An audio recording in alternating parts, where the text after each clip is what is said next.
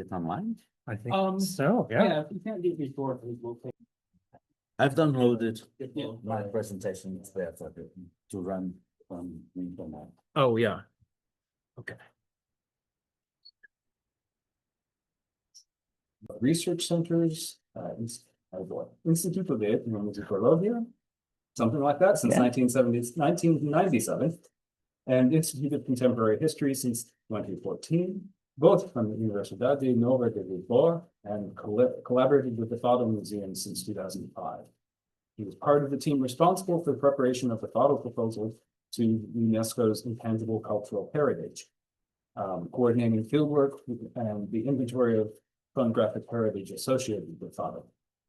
Afterwards, he coordinated the program of digitization and the phonographic collection of the Fado Museum and curated exhibitions for the institution. He's participated in the organization of several private sound archives and has collaborated with public and private institutions organizing phonographic collections. He's done work of recording, digitizing, restoring, and mastering audio from historical carriers. He conceived and coordinated the European project Muse, a digital tool for collaborative curation of material and material, meaning phonographic, and immaterial, meaning musical knowledge and practices, heritage. He was the founder of Materia do Som, a scientific association for the study and preservation of sound heritage in Portugal. And he's an active member of IASA, currently serving as the Secretary General. And then we turn it over to Pedro. Thank you so much, Aaron. Thank you. Thank you. Well, my idea is to present some slides and go through them as quick as possible and leave you room for debate and discussion concerning Mike. Yeah, okay, and discussion about this topic. That actually, if you want an abstract, it goes exactly like this. We all have a map. We can call it ISO. We can call it TCs. But actually, as you know, as you all know, the track we are following keeps changing all the time. So how can we act in a moment like this? The first argument, or the common premises that I want to bring, was that up until now, the West, whatever that means, was some kind of a symbol, the lighthouse of development. All the solutions to all the crises started from the West. Well, now we know that the West, that West, not geographical West, but the political, socio-political West, fuels the crisis and threatens sound heritage. So, in a world in huge turmoil, it's our duty to understand and act in face of that context. In the current situation, dominated by a wide range of world crises, we cannot afford to postpone an effective assessment of what happened to our sound collections in the last 100 years. What is happening today, and above all, evaluate and prepare our institutions to face the threatening challenge. There are, in my perspective, three biggest threats. First one, environmental crisis. Second one, the technological dependency. And the third one, political views on heritage in general and sound heritage in particular. Actually, I was not planning to do a presentation here in Hawaii, but around April, Jim Lindner, through Andy, shared a letter, an open letter to the IASA community. Most of you have received it. And on that letter, Lindner told, I no longer can support the creation of long-term climate-controlled vaults for AV preservation, particularly the creation of new vaults. We understand that this can be an issue in a moment with economic and technological, environmental crisis. You know, having the luxury of 24/7 controlled rooms for hundreds of thousands, millions maybe of items can be ethically wrong. And the letter continues, it's ethically wrong and economically non-sustainable. But actually, Lindner called us all that we need to discuss this. This is not a finished topic. So when I came to that part of the letter, I decided it was time to submit a paper to IASA this year. So my idea is, and the letter continued with bits and pieces of interesting things, like Bruce talking about the Wild West of audio tape formatting. Richard S. saying that finding and maintaining playback machines and finding and maintaining the necessary skilled staff are ongoing changes. So all through the letter, my paper was being written. And that's what I'm trying to bring to you. If we go to back to the Lindner's argument, of course, it's a point of view, completely, perfectly admissible that the West can say this. But the West, that political, social-political West, have deposits, have playback machines, have technicians, have data centers that can hold that eternal audio files.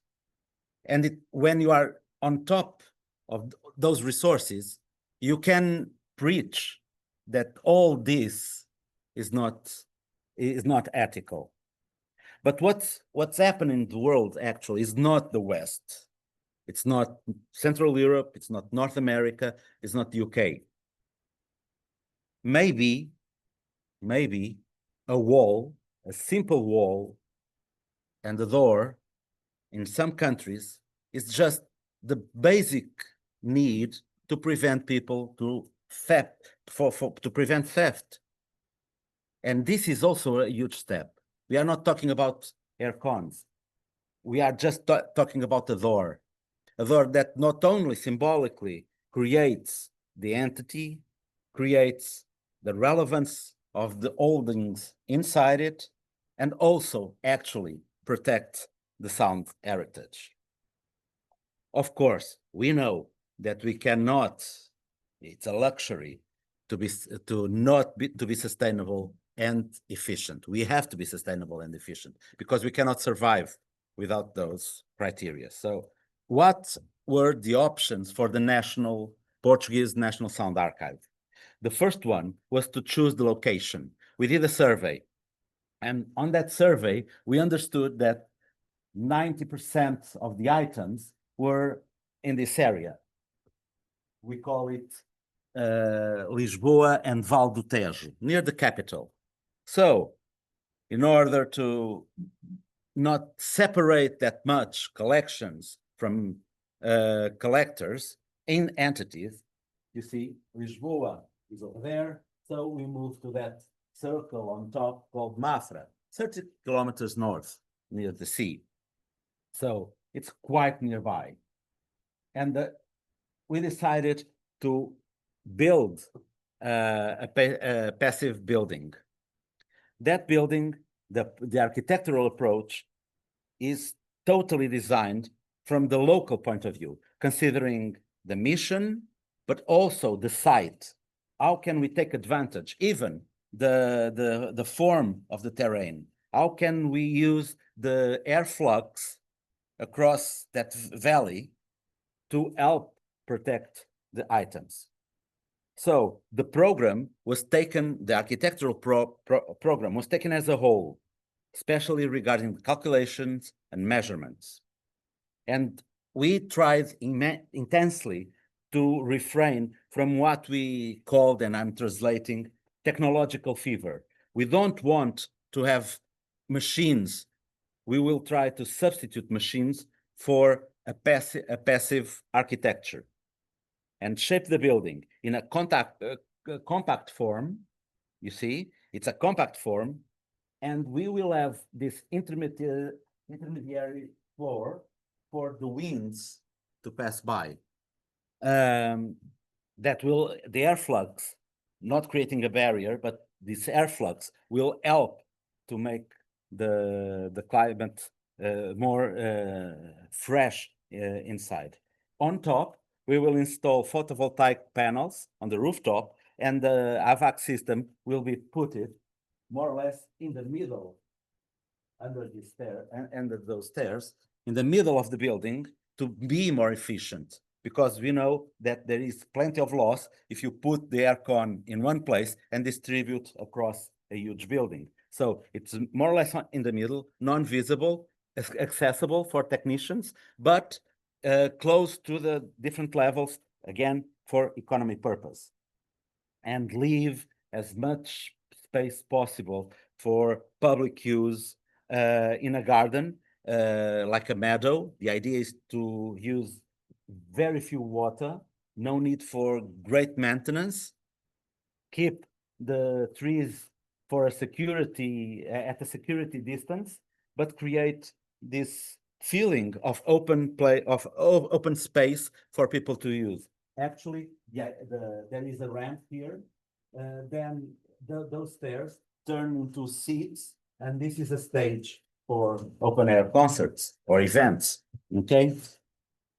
I have to tell you that this building is being built 100 meters from an UNESCO classified building monument. So we have to be very careful about the architecture of the building. In this case, our purpose with this building is also to create an urban space for people to live in. In terms of the most technical aspects, all the construction and all the design is made for the walls to have strategies for waterproofing redundancy that also doubles as a thermal isolation and less dependent from mechanical controls. So with all these solutions, we hope that we almost don't need air conditioning. A third strategy, and I'm still trying to answer the linear letters of it's not ethical to have or to build new deposits. Okay, I can understand the logic, but our strategy was to centralize deposits. We are not asking each institution to have their own deposits, but offer this space of deposits for other institutions to put their assets there. So the bill will be one. It's easier to have, in this case, 5 deposits across the building. This is the top floor. But all items are in the safe place and not scattered around, mainly managed by institutions that cannot afford the electricity bills. Okay, so on top of that, and going back to the letter, Ana Maziello also told something like, oh yeah, we stored in natural environment conditions some items. We have found that the materials were not in poor condition as the bibliography suggests. So maybe the map, the colors of the map are too strong. Maybe things get better or not that worse. But Richard S. returned.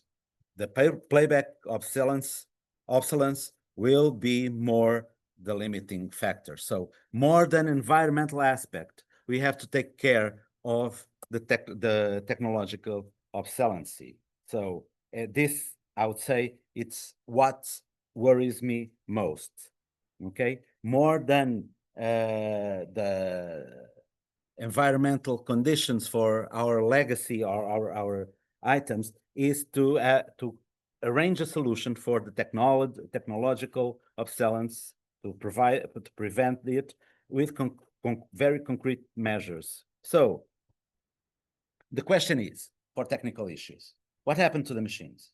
They disappeared? They were not enough? How did we record the millions of tapes that are all around the world in your archives? The machines that recorded them, where are they? Were destroyed? They disappeared? No. The scarcity of them was created by a business. And this is a huge problem. We have to forget, we have to keep in our minds that there is some providers that correspond to 1% of our reality, and the 99% doesn't have access to the technology that the map prescribes. We have to make, if we don't, from my perspective, this is the first necessary step to understand this problem. Then we will try to have some solutions for that. So, technologically dependent entities, especially on that non-Western, and let's call it Western again as a socio-political concept, that non-Western world, they have very, very little room left to be other than praise. Praise from eBay, praise from Wi-Fi Shark, praise from all those people trying to sell refurbished equipment. Companies that offer digitization services, and even colleague institutions. So restitution, it's one of those actions. It's some kind of a show off, some kind of a greenwashing, but in fact, it's the result of reparative actions by companies and old instituted institutions. A couple of months ago, this happened. Africa Museum was announcing to give Rwanda their sound heritage in a Lassi disc.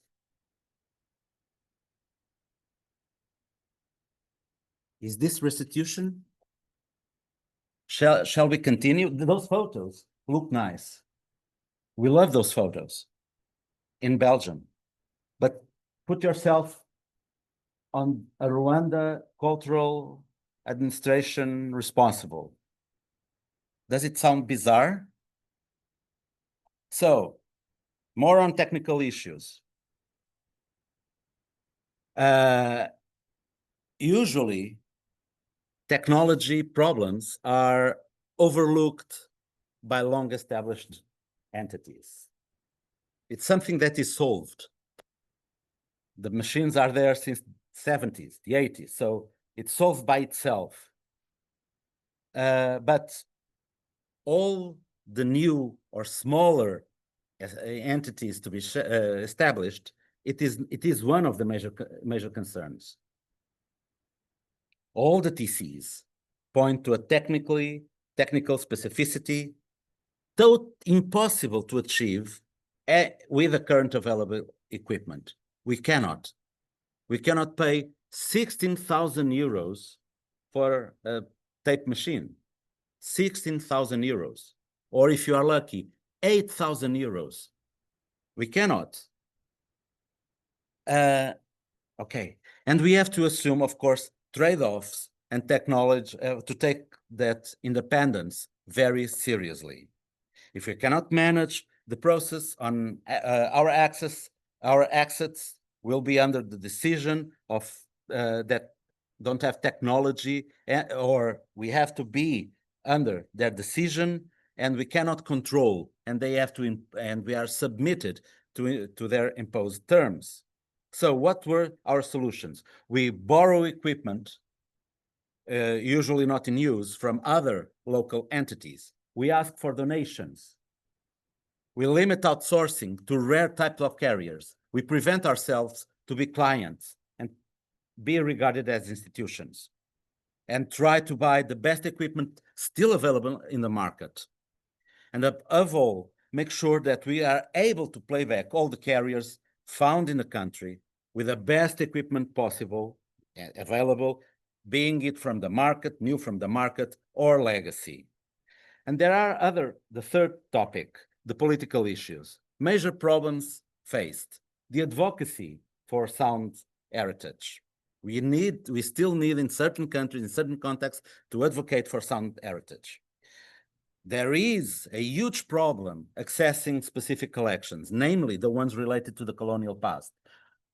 We saw Rwanda and Africa Museum thing. But I could tell you, and I can tell you afterwards, plenty of horror stories about our Portuguese colonial past, and now we manage that sound heritage.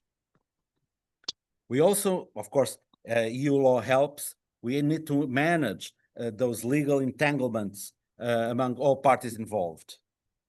We face also a clash of interests between private collectors and public interest. Private collectors have money to buy collections that are kept outside the public access. So sometimes we need to run faster to reach those collections, to keep them publicly accessible. And at the same time, we have a tense relationship with research entities because they are applying for research grants. They manage the assets they grab into it, and they don't care for the future of them because the cycle of finance in a research project is 3 years maximum. So usually found items are invisible. The entities lack of adequate facilities, deposits, laboratories, technical resources, equipment, specialized human resources. The formatting processes goes always like this. Documents are unprocessed, they remain unsearchable, so they keep not searched. The entity says that doesn't justify to process them because nobody's looking for them. So we have to break this circle as quickly as possible. So what we did, we identify and assumed the local culture and the political constraints. We built institutional trust in an intense program of cooperation. We designed the current investment already considering future cooperation with Portuguese-speaking countries, Angola, Mozambique, Cabo Verde, Guinea, Timor, and have a budget design that is realistic, practical, and, let me say, creative. So because of that, we managed to identify missing collections. We did 35 protocols of cooperation. We did risk assessments and reports, emergency interventions, tools for intellectual control for those institutions, digitized at risk, unique and at risk sound carriers. We accepted in temporary deposit uniques and orphan collections, around 20, and we started those two projects with the Portuguese-speaking nations, one in talks, the other already confirmed. So, and we also carried training actions nationally and international level to train people to manage sound documentary heritage. So, to close my presentation, you might think, oh, I'm arguing for a state-oriented position. Yes, I am. But we know in the last couple of months that sometimes when you don't expect, your institutions, the national institutions, are threatened by the state. And we must have an ethical role. This is what the ethics goes. Our ethical role is never to give up and never abandon our sound heritage, even if the state is fighting against us and limiting our resources. Thank you.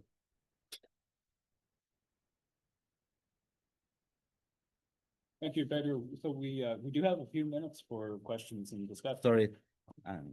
We've got 5 minutes or so. Yeah. So, yes, please. You told me over here. You. Okay, thank you. I'm from the Norwegian Archive Association. I think this is quite interesting because I think some people in Europe do quite different things in this. In Norway, where I come from, the National Library are vacuum cleaning all the machines in the world now, actually. You can use them of the dollars every year to buy all kinds of systems. So I think for every kind of format. And the museums and the archive institutions are fantastic. They empty themselves and basements for all this kind of stuff, you know, and you don't use all the money maybe on these buildings to be around because the National Library is for them. So they're very happy to get this takes away or in whatever format, and that they can be taught about it. And then they will send back the digital print, and they have to find out what to do with it, and how to put it forward. But I think to use 8,000 or 15,000 on a machine maybe, or clever actually, to do. I think that's more important. I use a lot of money on a building, for example. Yeah. So I think we do quite differently, at least in Norway. And in the Norwegian library, I think we use maybe now 10 million euro a year on a digitalized for the museum identity to Aural Norway. So it's free for them to send it and also to get the files back. Yeah, yeah. It's like a national based link actually. Just a comment. For instance, in under European law, public organizations are limited to buy legacy equipment. For instance, I can only buy closed box equipment in closed boxes with 3 years warranty. So if I want a Tascam cassette machine, a Tascam or a Studer, I cannot buy it because I have to find a patron willing to put money on this and donate it to the archive.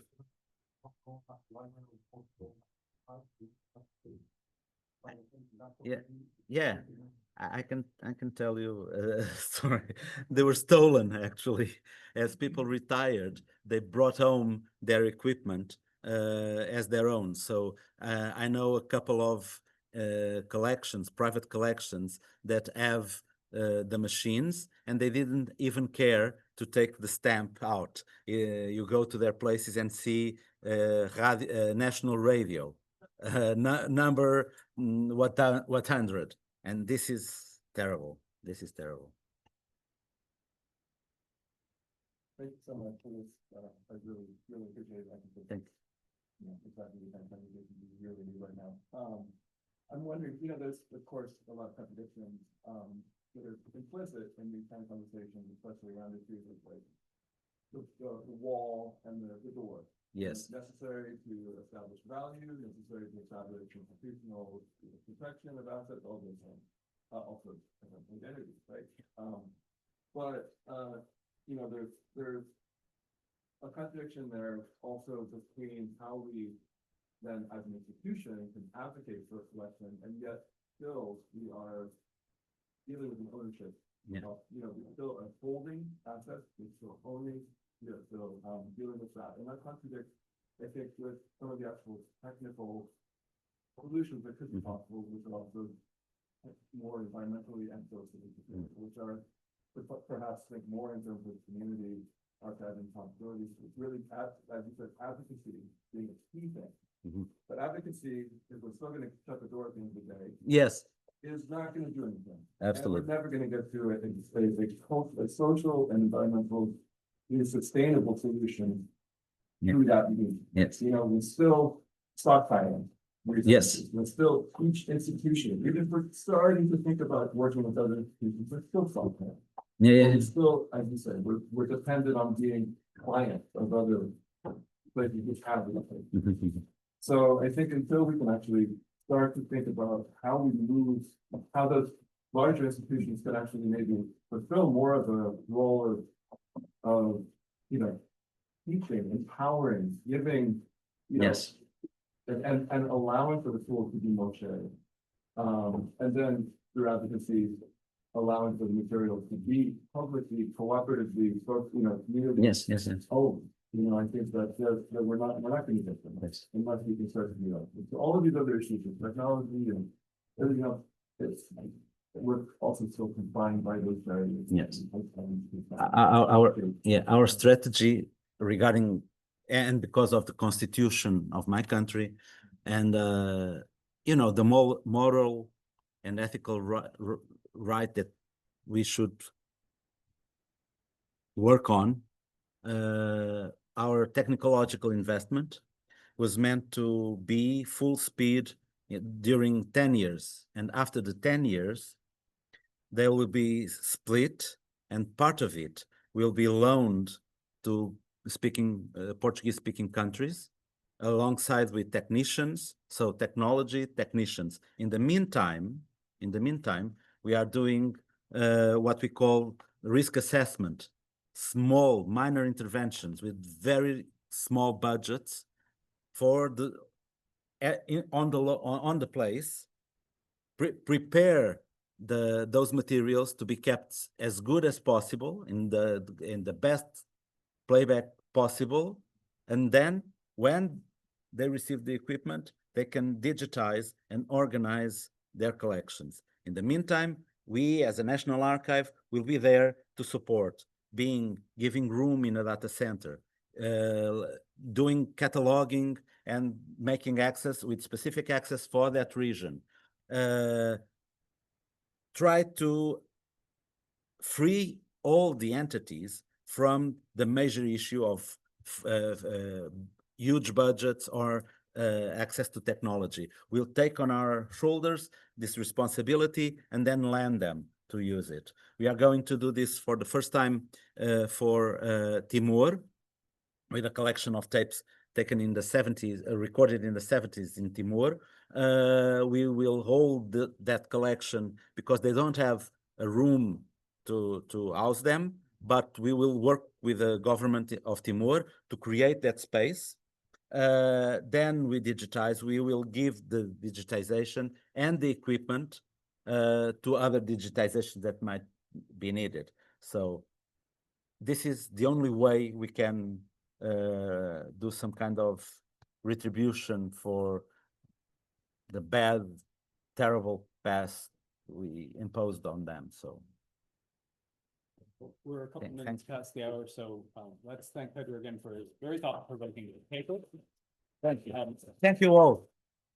It's too bad that we didn't have this on the first day of the conference, so we could have a few days to talk about it, but hopefully you all will make the best of the next few hours and keep the conference. Please feel free to, yeah.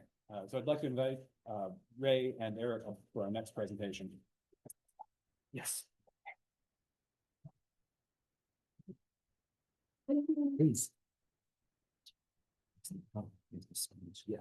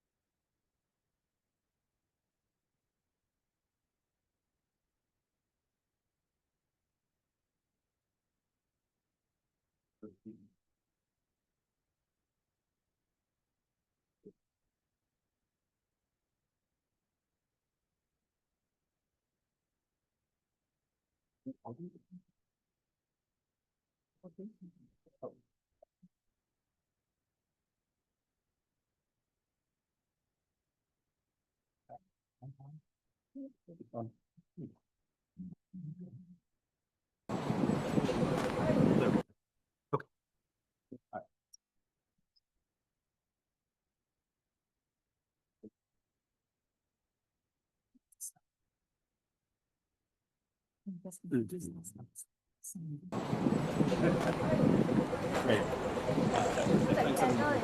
Switch over. So I will quickly introduce our two presenters. Ray Tan is an audiovisual archivist with the National Archives of Singapore. She works on acquiring donations like the rediffusion collection and film movies comprising scenes of Singapore from the 1930s. Along with her colleagues, she manages Soundscape SG and helps organizations process their requests for archival materials, among other responsibilities such as collection management and curatorial work. Eric Aural is the senior specialist for AV preservation at the Sound and Moving Image Lab of the National Archives of Singapore. He works closely with the Audiovisual Archives and Oral History Center to preserve at-risk AV analog formats and foreign digital collections of national and historical significance. So Eric and Ray. Thank you. Thank you. Aloha. Everybody? Yeah. Okay.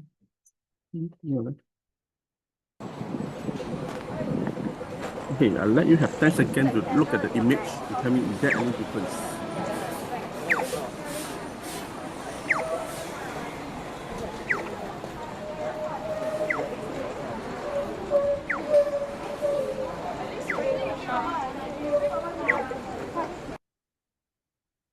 Okay, anyone?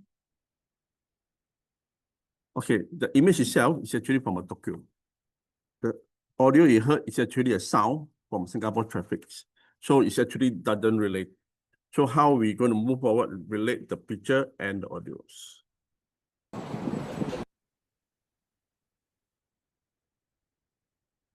National Archive of Singapore. Established in 1968. So it formed part of the National Library Board since late 2012. So we official customized of Singapore custodian of Singapore collective memory for government files, historical map, photograph, oral history interviews, and audiovisual records.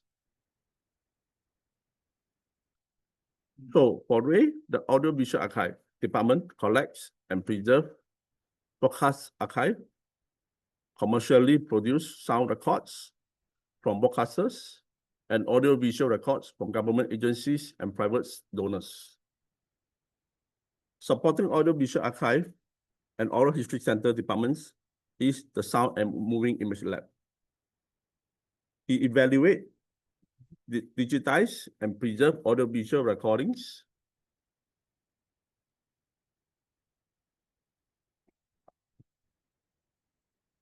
so the Audiovisual Archive, established in 1995. And the first collection dated back in 1903.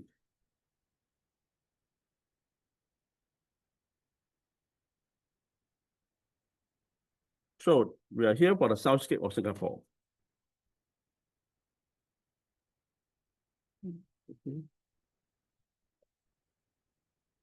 Soundscape Singapore is a crowdsourcing platform that encourages the community to contribute sounds from their daily lives and surroundings, integrating them into a sound map for archiving and preservation of the sound heritage of Singapore.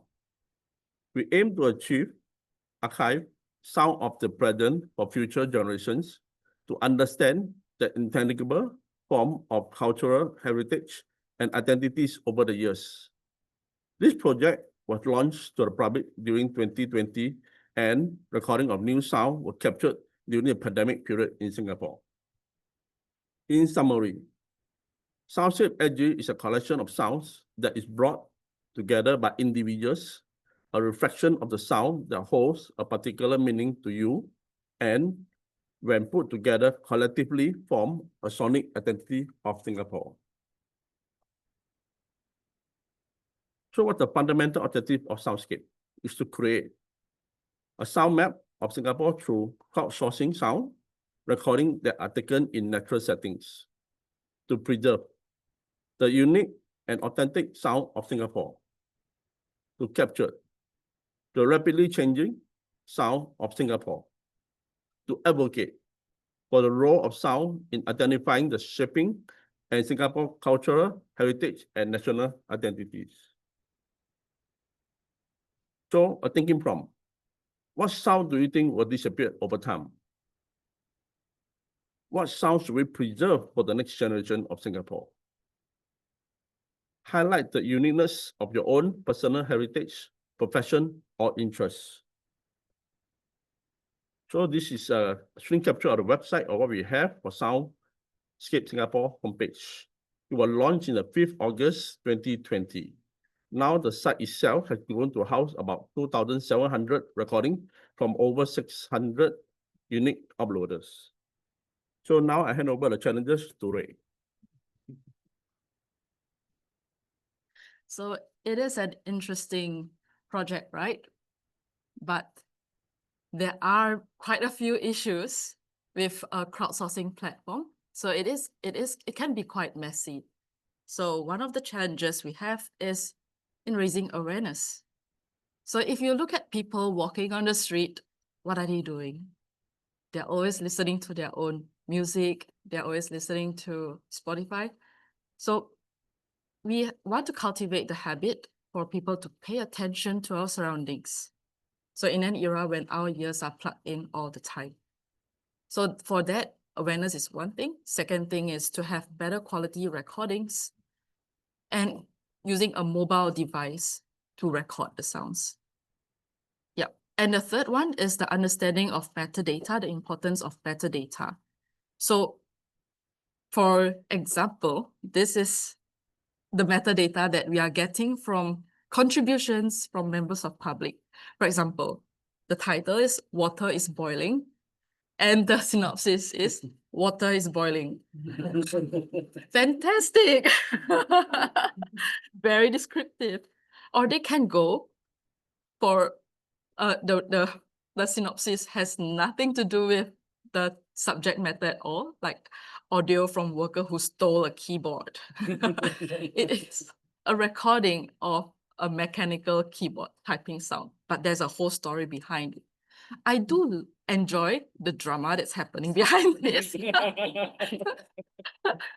So there's a whole spectrum of the difference of metadata from totally non-descriptive to descriptive metadata available in the collection that is contributed by members of public. This is the ideal metadata standard that we want, but we don't impose it on members of public. So generally, we would have delimiters separating each field so that we are able to dissect them and clean the data as we need in Excel later on. Yep. So how it looks like on the site will be the title, what it is, what if it is a kind of bird, what species it is it a native or introduced species, conservation standards, and so on and so forth. So this is ideal, but we don't impose. We have lots of awareness to still guide people. So some solutions that we have considered to either raise the quality of metadata or quality of recordings is to have to set a metadata more fields in when they are submitting the recordings, when they are uploading recordings. But then again, there's another issue. People tend to get too lazy. So they would skip the fields, or they would just put very short descriptions, as short as possible. If it takes too long, people are not interested. Like how you respond to surveys, right? Second challenge is the quality of the recordings. Most people use their mobile devices to record. So they would also record, like, for example, if they want to record the sound of a bird, they would record the sound of a bird from maybe 2 streets away. And there's lots of traffic in between. And then they'll say, this is the recording of the bird. Thank you very much. It's a bird amongst traffic. So inconsistent quality of recordings, inconsistent metadata. The quality of recordings also in terms of content, a higher proportion of the sounds are recorded in common spaces. So there are collection gaps. There are parts of Singapore that are not covered. We gauge our quality on 3 fronts: the type of sounds, the rarity of the recordings, the quality of recordings, and the quality of metadata. So one solution that we engaged with is collaborations.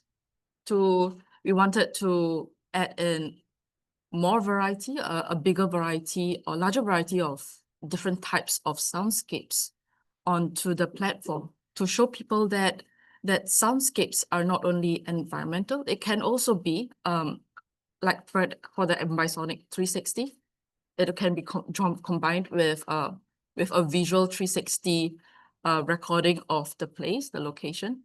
Soundscapes can be ecological targeted, so they would record like birds or insects or frogs, herpetological materials. And they can also be room tones. Yep. So these collaborations that we upload onto the site would give some example of quality sound recordings and metadata. So we collaborated with the National Institute of Education for the ambisonic microphones and 360 video cameras. And we also got contributions from Nature Society of Singapore and Herpetological Society of Singapore for very well recorded sounds of bird calls and frog calls and frog sounds and really good accompanying metadata. We also got to record in places that were closed, like the Jurong Bird Park. So the Mandai Wildlife Group allowed us to enter Jurong Bird Park after it was closed to members of public, so we could go in and record the different aviaries before they shifted the birds over to the new site. And then we worked with our Land Transport Authority, which is our trains, who manage our trains and our buses, our transport system. And we recorded in their depots the sound of the rolling stock of the train models. And at Esplanade, which is our performance venue, we recorded room tones of the different spaces in Esplanade. Yeah, like so when you listen to it, it really is just like that, the recordings. But if you were to listen really carefully, there's a little difference in the tone. Another solution is to have targeted crowdsourcing campaigns. So for example, if I think that there's a collection gap in terms of street music and buskers, we can have a collection call for people to record the sounds of that. So Soundscape was launched in 2020. This is the 5-year mark. So we can share some insights and learning points. So I did a very quick word cloud of what are the terms that were used in the collection, and I think from here you can tell that Singaporeans really like birds. And the next one, we really like our metro system, the MRT.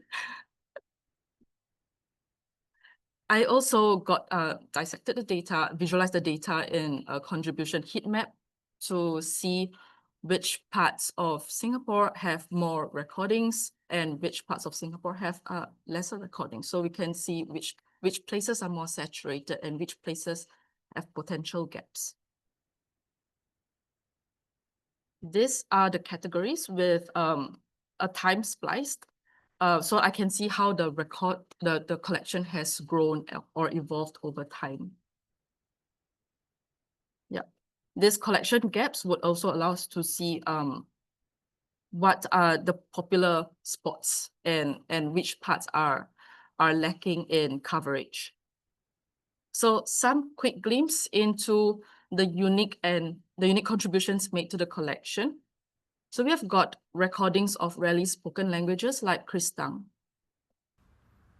Bong Pamiang, Yosonomi Desmond, Yo Kristang, Yo Puripapia Kristang pouco.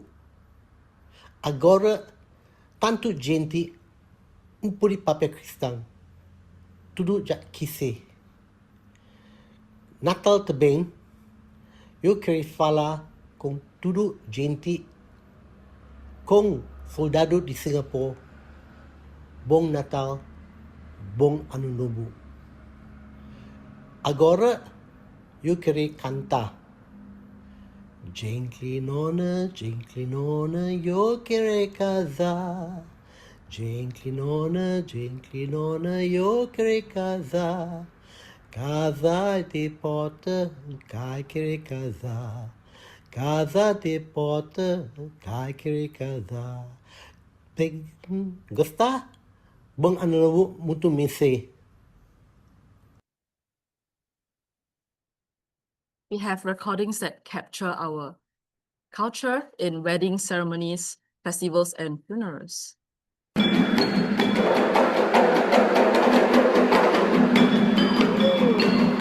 is the wedding procession music for Malay wedding.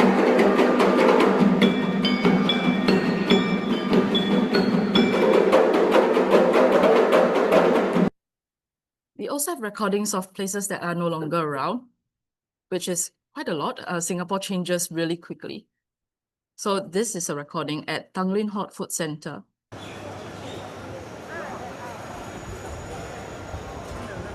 It's just an ambient sound.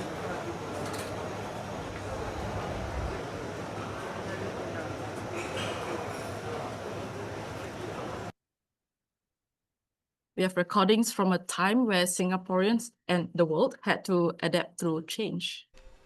To protect your health and safety, please avoid talking to one another or on your mobile phones while on public transport. Do also practice good washing or sanitizing your hands frequently. That was a time when during COVID, we had many announcements to keep our public hygiene. We'll have recordings that are really enduring. My goodness, William! Anong oras ka na ba umuwi? Lagi nang late!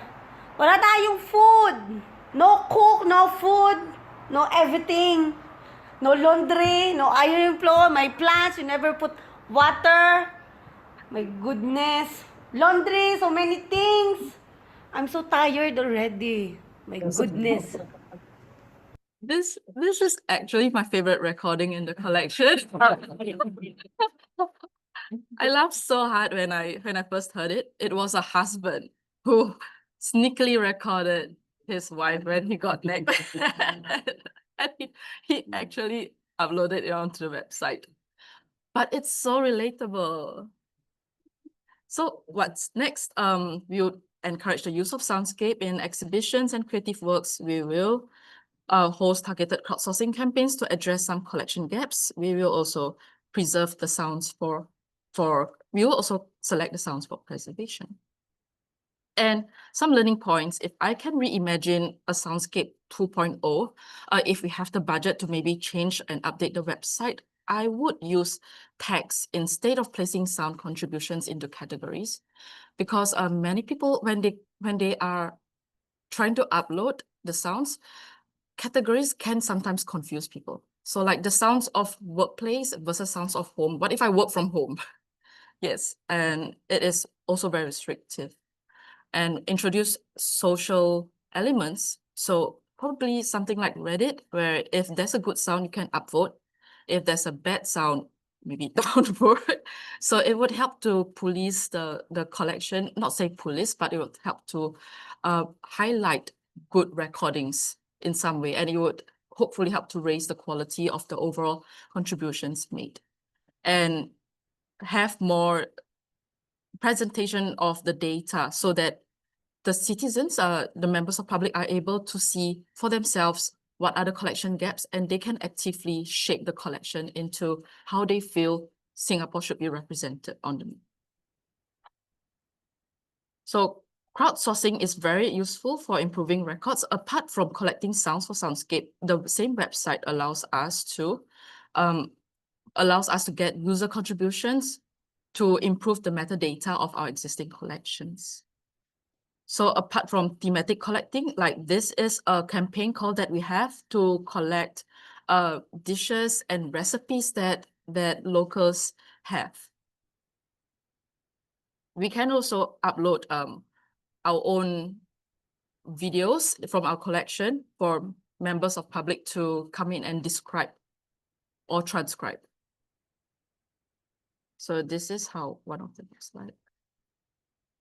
Yeah, so we would have a guide where we would ask people to tell us where's the location, where's the place, what's the time period, who's featured, and what's the action, so that it can help to improve the metadata of our collection. So apart from description, we also have a transcription and translation of dialect recordings, description of image, and transcription of like written documents. So generally, we want to be able to empower the community to be citizen archivists, and by providing a platform to encourage collaboration between our archives and the members of public, so that we can work together in collecting, preserving, and improving the documentation of records. Thank you.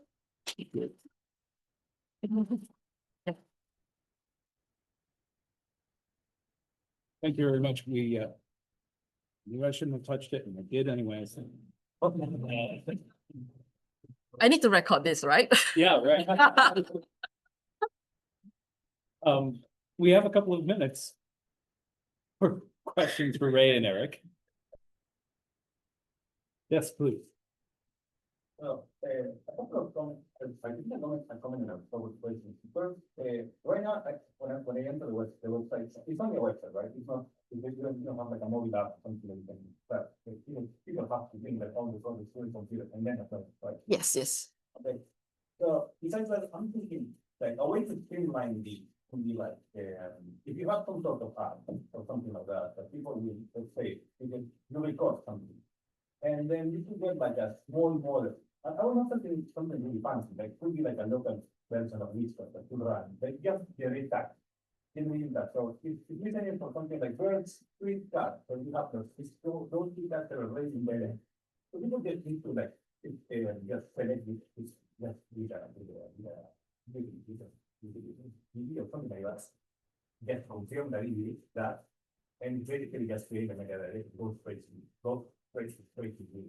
Because that one of the things that I see like a lot of in something like the roads in city, because you have a lot of students that you need to go through. So it's very you have the categories already there, or something generates the category. So you can just quick select and Yes. because usually when people have to write, some people are really creative like this. Some people, like you said, are really great. So they don't want to do like the whole thing. Yes, that's a good one. So using text is really one of the better solutions. So that's why if I can change it, I would take away the categories portion and then just use tagging instead.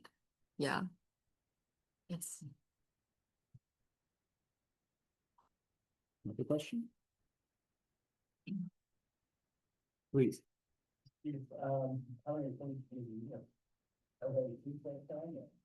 Oh. One issue is that Singaporeans have very short attention span. So it does, every time we have a collection call, a call for entries, then there would be entries. And then within like a couple of months, it would just drop and go down, giving me lesser job to do, but then until the next call for contributions. Yeah, this is one issue that we have. It points to one issue that we have, that we do not have a group of dedicated and passionate soundscapists who know the importance of this project, this documentation project, and who are skilled enough in collecting good sounds and writing good metadata. So it will take time and effort to find this group of soundscapists and to engage them consistently. But having this little group would really help a lot in having consistent collections that's incoming. Yeah. So that's the ideal scenario. We have time for one question. Usually you copy line. Okay, there is, when you upload the sounds, when members of public upload the sounds, they would acknowledge that the copyright goes to, they would still have the copyright, but the National Library Board and National Archives has the right to reproduce or to manage the collection. So we don't necessarily have to keep going back and forth on the copyright issues. Yeah. And that is a terms and conditions that they have to tick before they submit the sounds. Yeah. All right, well, let's thank Ray and Eric again. Thank you. Well, the quick changes of our next presentation is Helen. Okay. Yeah, that's great. Thank you so much. Yeah.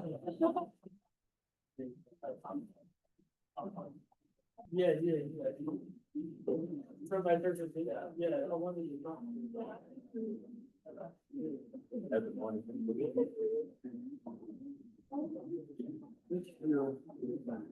Are you presenting ESCO? Yes. Yes.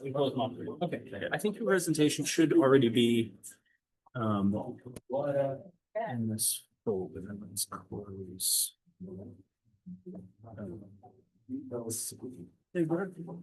Is Chimwemwe presenting? Pardon? What's her name? Chimwemwe, right? Oh yeah, Chimwemwe. Chimwemwe Sumani. Is she presenting? Yes, she will be part of the Q&A. Did you want me to Yes, introduce her. Yeah, and then she will come in at the Q&A. Sorry about this pronunciation. Chimwemwe. Chimwemwe Sumani. I just asked it. Okay, cool. Yeah, so it's Chimwemwe. Chimwemwe. Yeah. Okay. All right, thank you. Yeah, so just after you start the presentation, then you'll have to go back to Zoom and share the screen. Okay, so let me just start it. Yeah. from beginning. So I have to go to Zoom. Yeah. Then share it. Nathaniel, can we turn this on? We have to say, you won't have sound. Okay, that's what I was asking. Yeah. What do you want me to introduce her? No. So when I introduce you? Yes. Okay, Sure. and then how long is your presentation? It's short. Okay. Around 20-25 minutes. Okay. There. Well, this is a short, It's a short. but this is a short panel. Right? Yes. Okay. Yeah, it's 30 minutes. It has Yeah. 30-minute window, You're but gonna talk for like, yeah, between 20 and 25 minutes, I'll be done. Yes, it's not that long. do you want me to give you a time? No, it's okay. Okay. Yeah, sure. So I won't even bother with the whole. No, don't bother. Yeah. Unless like it's like.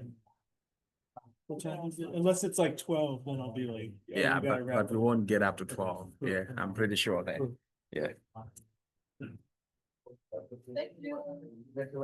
Thank you.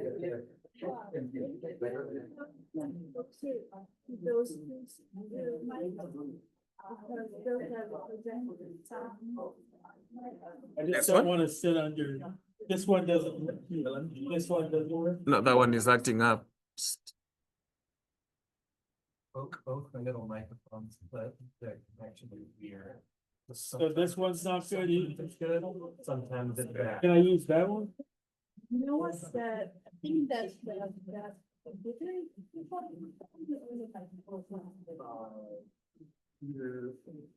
For Zoom. But this one, you can't use this one. I mean, you can, but this is part of the Zoom. Zoom Okay. is broadcasted that.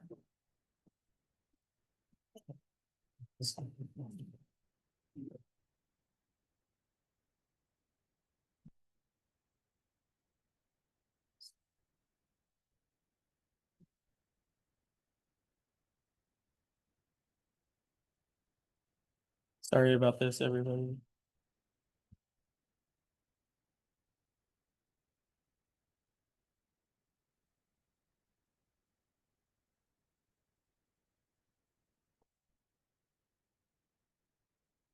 So aloha kako, I'll be presenting this wonderful talk on documenting endangered traditional folk tales and dances in Malawi. And actually kind of a privilege to announce Bray, because we met a few years ago at Zapata in Guam, and making those connections is what the conferences are all about. But I will read the two bios now. Bright Briggs Joshua is the Chief Archivist at the National Records and Archives of Malawi and a member of the Executive Board of the International Association of Sound and Audiovisual Archive. With over 17 years of professional experience in archival management, he has led multiple national and international digitization preservation initiatives. His expertise focuses on digital preservation, long-term access, and the role of archives in shaping history, memory, and national identity in developing contexts. Holding an MSc in informatics and a BSc in mathematical sciences education, he brings a unique interdisciplinary foundation that bridges the technical and cultural dimensions of archival practice. He is actively engaged in international conferences and professional networks, contributing to global discussions on archives, technology, and sustainable development.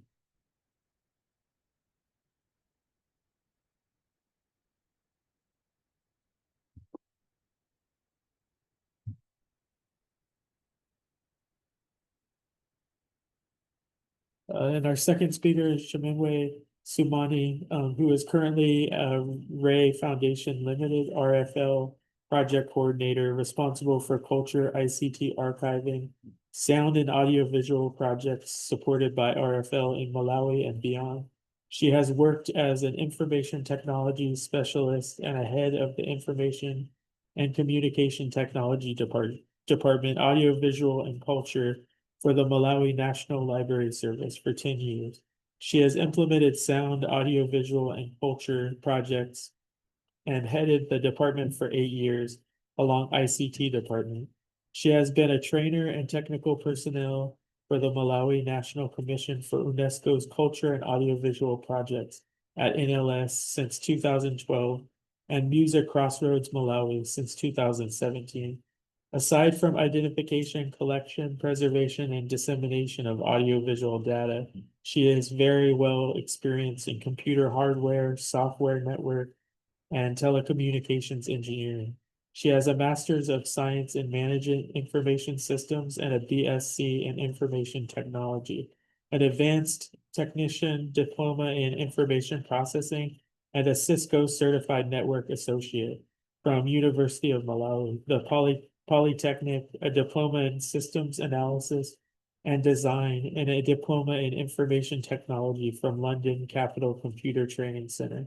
She was a member and once an executive member of the ICT Association of Malawi, a member of YASA, and a one-time vice president for YASA Diversity, Equity, and Inclusion Committee, and has done several presentations at YASA conferences.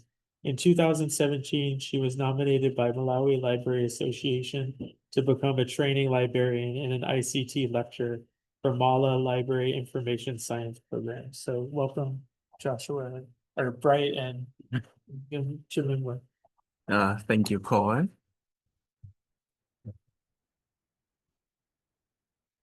Hello, Ko, and aloha, everyone. Yes, so I'm Brad Joshua, and my friend and colleague Chimwemwe is joining us online. So to save time, I'm going to do the presentation, and she's going to join us in the Q&A at the end of the presentation. So today I'm doing a presentation on a project we did titled Documenting Endangered Traditional Folktales and Dances in Malawi. So this gentleman you see in the background, that's called Gule Wangpulu. It's a traditional dance performed in the central region of Malawi. It was inscribed as an intangible heritage by UNESCO in 2005. And we are trying our best to preserve this cultural aspect of our, of our country. So I've taken, we thought of bringing these pictures in the background so that you can have, there's so many different types of Gule Wangpulu that wear different types of masks depending on the type of occasion that's happening. So you'll see different masks coming up throughout the presentation. All right, so,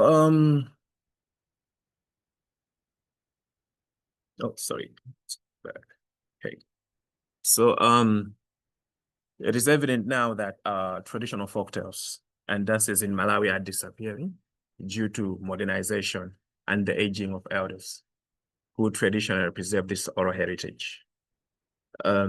So this project aim was to preserve, document, and revitalize Malawian folklore using audiovisual storytelling and community involvement.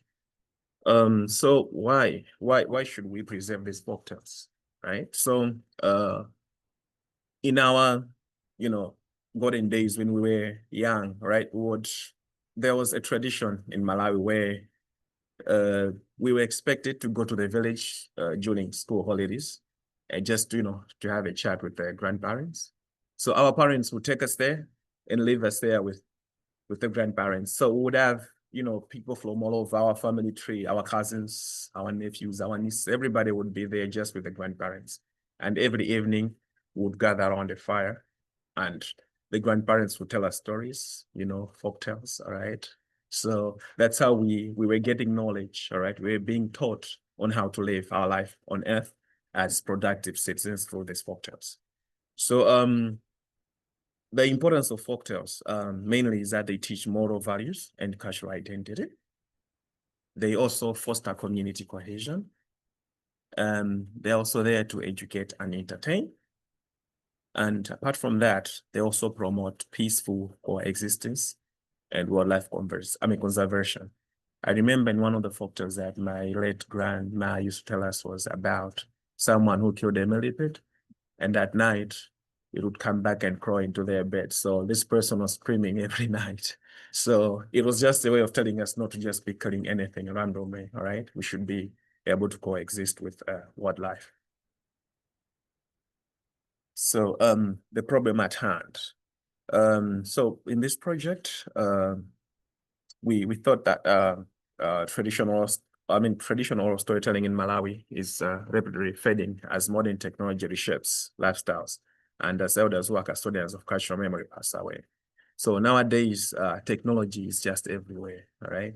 And that zeal of people trying to go into the villages, to have a chat with their relatives is no longer there. Everybody is busy running around trying to sustain, their families, trying to get a living, all right?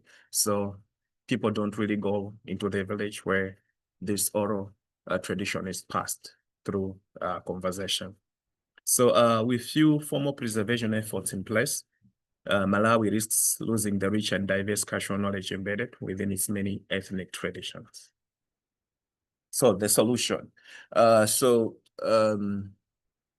the National Library of Malawi, we sat down with a number of stakeholders and came up with a solution that we should go up there to collect and document folktales and folk songs. And the project partners included Ray Foundation Limited, where Chimwemwe is working now, Sony, Japan, and UNESCO. These three partners provided funding and heavy equipment, but also trained researchers and technicians.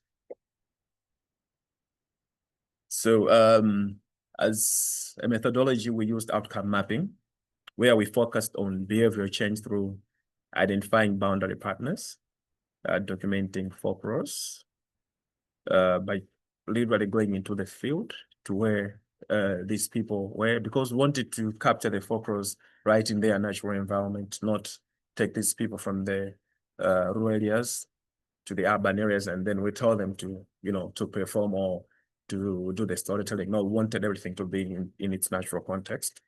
And also the editing and quality control, people were trained in there.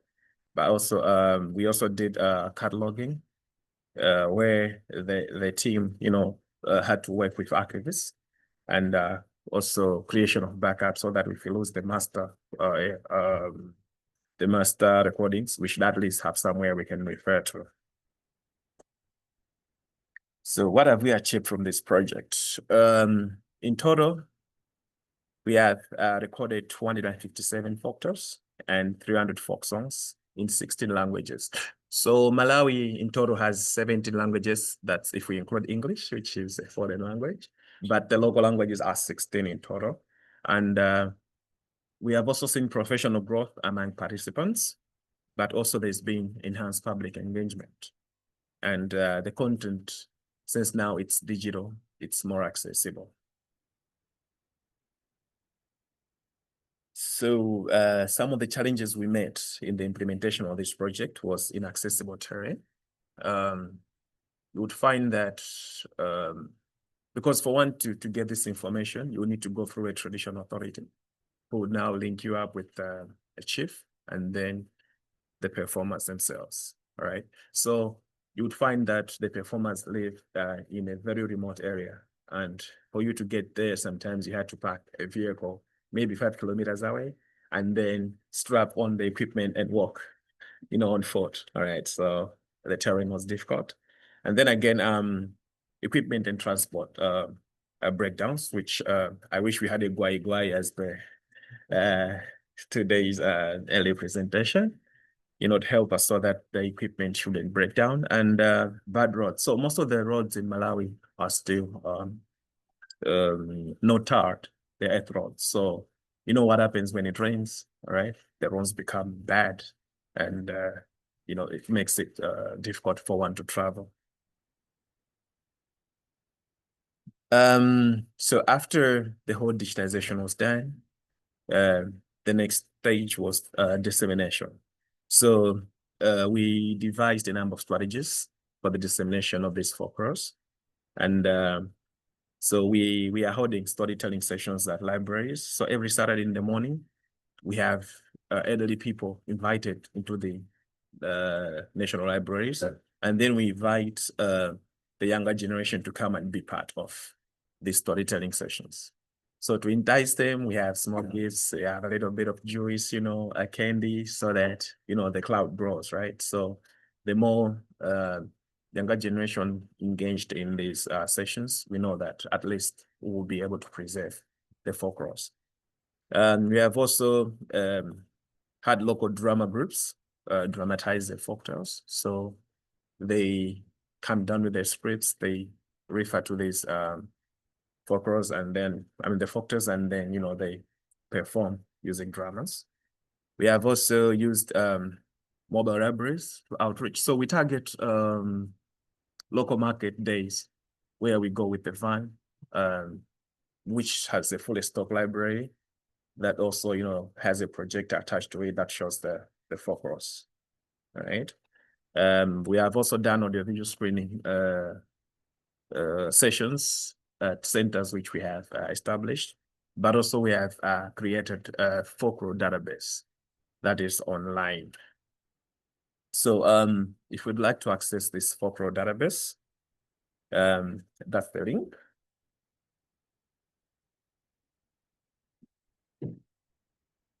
Right. And I'm just going to play a promo video of the folklore database. So the voice in the background doing this promo is Chimwemwe, my colleague. And then we are going to play one more clip on Gule Wankulu dance. That's also part of the folklore database. So I'm playing this directly right from the. No, not this one, but the Welcome next to the one. Malawi Folklore Dance.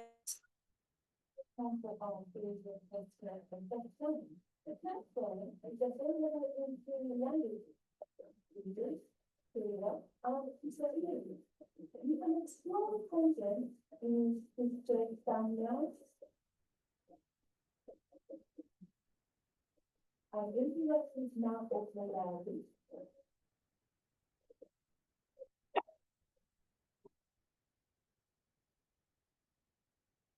The third bar.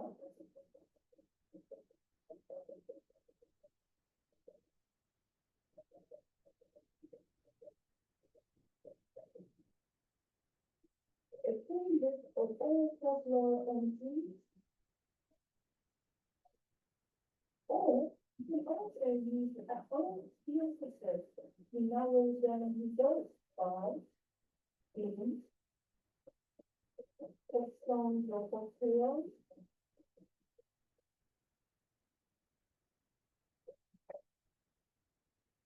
reason, district,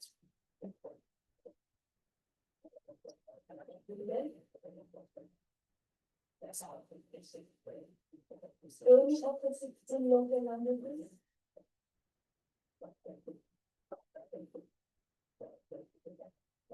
Divisional organization. Characters in the stories. Or the names of the narrators of the family. Stop the revenue, Malawi folklore is on Tapestry. We influence Malawi's main oral heritage. Down in now, explore and celebrate legacies that carry our culture forward for us and generations to come. Enjoy.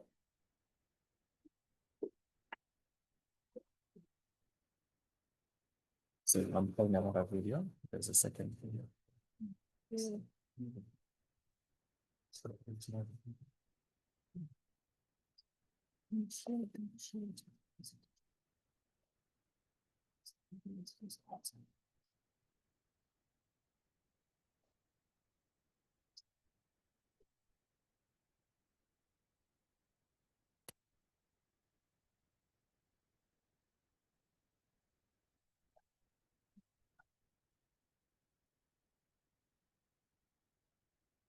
Yes, so we are going to play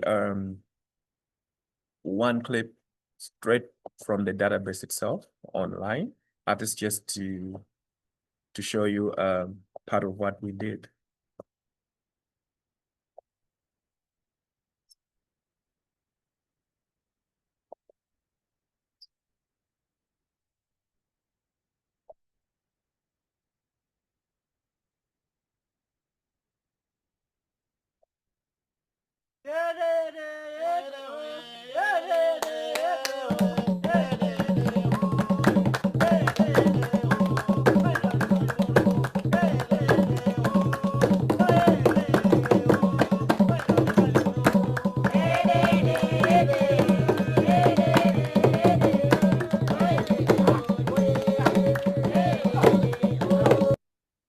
so what happens with the folktales is that, as I said, they give you a message. There is a message behind every performance. All right. Like for this one is titled sorry, it's from Chisi district and Maitani Galimoto. All right, that's a Chewa language. And Maitani Galimoto means what have you done to the car? Like what have you done to the vehicle? Yeah, so we'll see the meaning of this performance at the end. Yeah.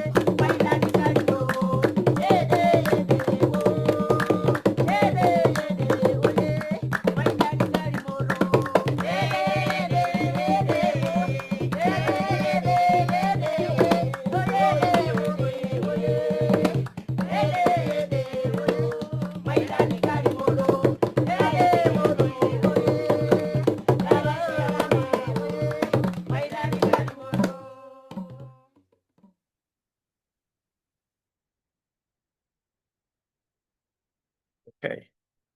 So the title was Maitani Garimoto. So behind this performance, this is a somber song depicting a typical situation with most women whose husbands are deceased. It encourages families to prepare for such eventualities as death. The vehicle in the song is used symbolically. It represents a coffin. The moral lesson in the song is that in any society, members need to have compassion and take care of their deceased families.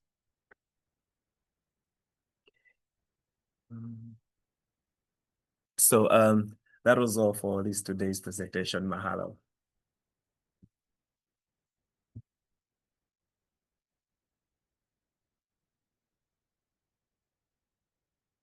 It was a great presentation. I think we have time for a few questions, if anybody.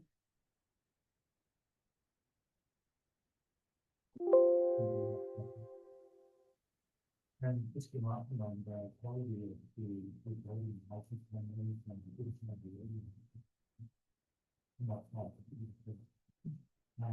My question is, what sort of community is that in the time? Okay. We've had overwhelming feedback from this. There's a lot of requests which we have received. I think let me give a chance to my colleague Chimwemwe to come in and answer this one.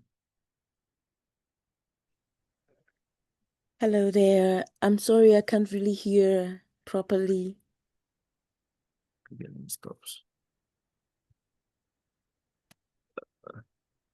Hello, Chimwemwe, can you hear me? Yes, I can hear you, but I can't hear the question properly. Okay, can you please, okay, like, the question was about the sort of community feedback that we have received from the public. What is it like? Is it good? Is it? Oh, they were so very excited. Actually, we went back to them with the folktales and folk songs on a mobile library, and they couldn't let us go. They were like, please be coming here every now and then. This is so wonderful and amazing. We never expected that we were going to have this type of videos coming back to us. So it was really amazing, and people were crying like tears of happiness. So that was amazing. Thank you so much.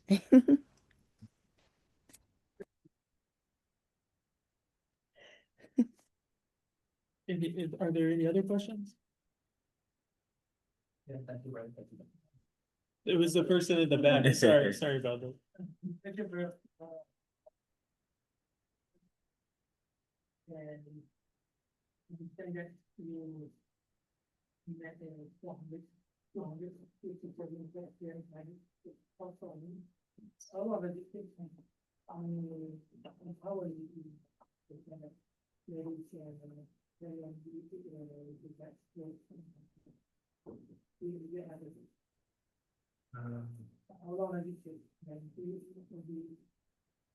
Okay, like how long did it take us to gather all these folk songs and okay, folktales? Roughly, Chimwemwe, how long did it take us? Since 2012. We just Yeah. launched the database last year, October 2024, yeah. So it took us like forever to finish the whole country. Yes, and in the collection of the materials themselves, how many years did that take us? From 2012 to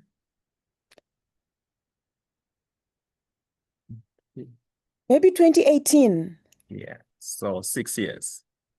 Yeah. Yeah.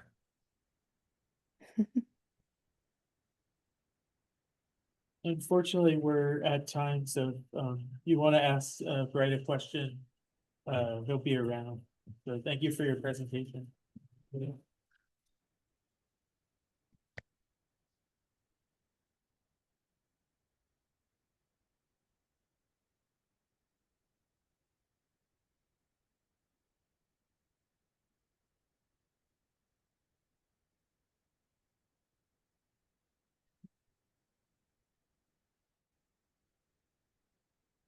Should I leave or just stop recording? Okay. I just wanted to pause the recording. Oh, yeah. The recording was, no. We are recording on the other computer, so you're good. All right. Okay. Thank you.